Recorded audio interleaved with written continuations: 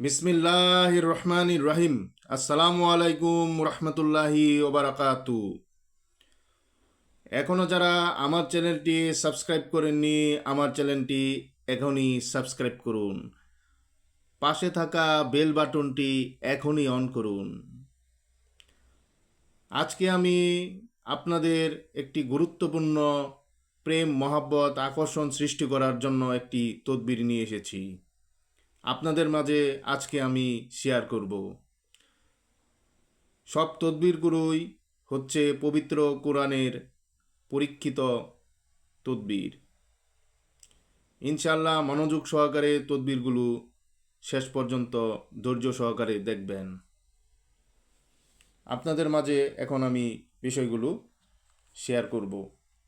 ধৈর্য ধরে অবশ্যই না টেনে সঙ্গে থাকবেন।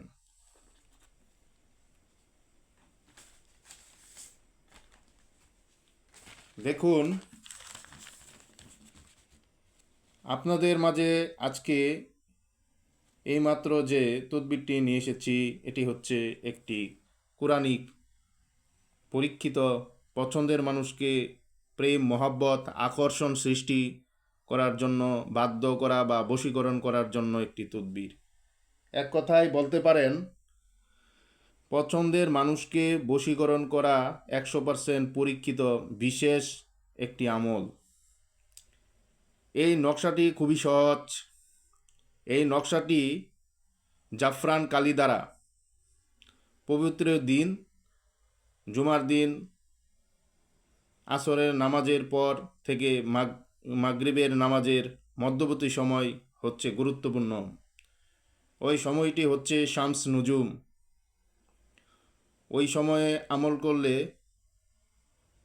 ইনশাল্লাহ 100% কামিয়াবি লাভ করতে পারবেন।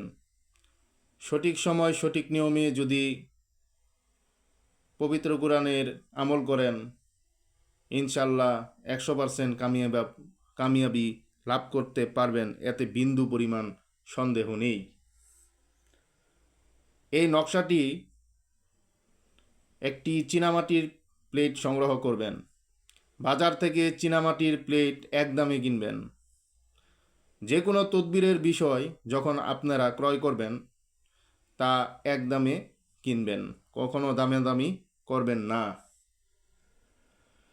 নকশাটি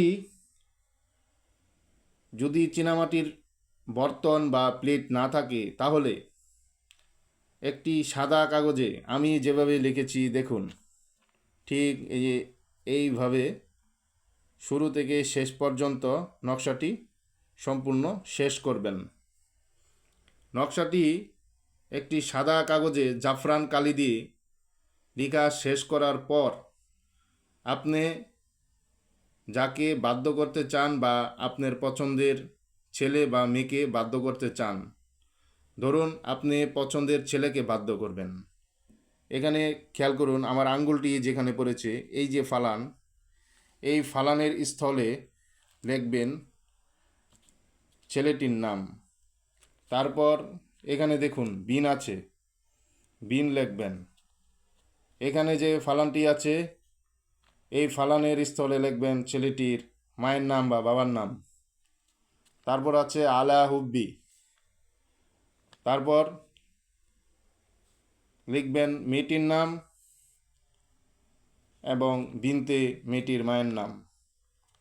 এখন আপনি মেয়েটিকে বাধ্য করতে চান, তাহলে লিখবেন মেয়েটির নাম, বিনের জায়গায় বিনতে উঠে গিয়ে মেয়েটির মায়ের নাম বা বাবার নাম। আলা হুব্বি যেভাবে আছে সেভাবেই থাকবে। তারপর এই জায়গায় লিখবেন ছেলেটির নাম, এই বিনতে উঠে গিয়ে থাকবে বিন, তারপর লিখবেন ছেলেটির বাবার নাম বা মায়ের নাম। তদবিরের যে নামগুলো, সেগুলো সবসময় মায়ের নাম দেওয়ার চেষ্টা করবেন, এতে উত্তম ফলাফল পাওয়া যায়। সঠিক সময় সঠিকভাবে সঠিক নিয়মে যদি আমল করেন, ইনশাল্লাহ 100% কামিয়াব হবেন, বিন্দু পরিমাণ কোনো সন্দেহ নেই। বহুল পরীক্ষিত আমলগুলো আমি আমার চ্যানেলে শেয়ার করে থাকি। ভিডিওটি যদি ভালো লেগে থাকে তাহলে দিনী ভাই বোনদের মাঝে শেয়ার করে দিবেন। হয়তোবা কোনো দিনী ভাই এবং বোনের কাজে লাগতে পারে। তো ভিডিওটি যদি ভালো লেগে থাকে তাহলে লাইক করুন এবং কমেন্ট করুন। আপনাদের কমেন্টের উপর আরও ভালো কিছু নিয়ে আসবো ইনশাআল্লাহ, এবং বেশি বেশি করে শেয়ার দিন। তো সবাই ভালো থাকবেন।